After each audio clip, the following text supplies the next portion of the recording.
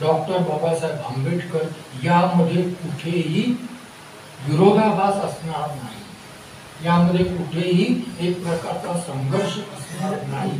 दोन्ही मानव मुक्तीचे मार्ग आहेत अशा पद्धतीने डॉक्टर बाबासाहेब आंबेडकरांना आपल्याला समाजापुढे, लोकांपुढे, सर्वसामान्यांपुढे आपल्याला डॉक्टर आंबेडकरांना व्यक्त करावं लागेल.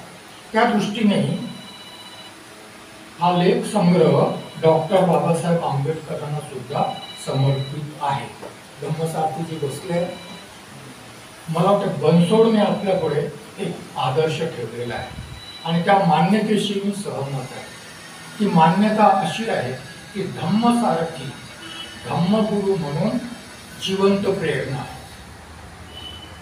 धम्मसारथी भंतेजी धम्मगुरु म्हणून जिवंत प्रेरणा आहे, जिवंत रोल मॉडेल आहे. समाजाच्या परिवर्तनासाठी, विशेषतः समाजात धम्म रुजवायचा असेल, बुद्धाने काय सांगितलंय आपण सांगतो, बरोबर.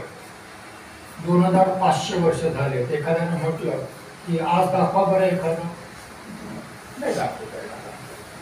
बाबासाहेबांनी सांगितलं, त्यालाही आता बरीच वर्ष होऊन गेली. समाजामध्ये बदल घडवून आणवायचे असतील, मनुष्य धर्माच्या क्षेत्रात जर बदल घडवून आणायचे असतील तर जिवंत प्रेरणा, जिवंत रोल मॉडेल यांची भूमिका अत्यंत महत्त्वाची आहे.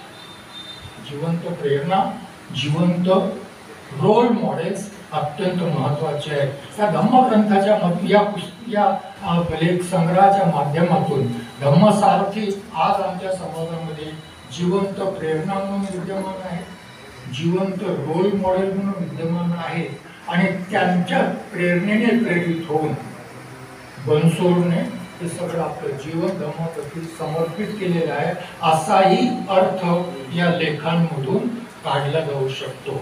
आणि मग भंतेजी स्वतः प्रेरणा आहेतच, भंतेजी स्वतः रोल मॉडेल आहेतच, परंतु सेमिनरीच्या माध्यमातून ते अशा जिवंत प्रेरणा आणि जिवंत रोल मॉडेल होऊ शकतील असे भिक्खू घडवण्याचं कार्य करतात. हे बुद्ध धम्माच्या भवितव्याच्या दृष्टीने, बुद्ध धम्माच्या भविष्याच्या दृष्टीने अत्यंत महत्त्वपूर्ण कार्य आहे. आणि या कार्यात आपणा सर्व बौद्ध बांधवांना इथे उपस्थित आहेत त्यांनाच नाही, याच्या बाहेर जे काही असतील त्यांना आव्हान आहे की अशा प्रकारचं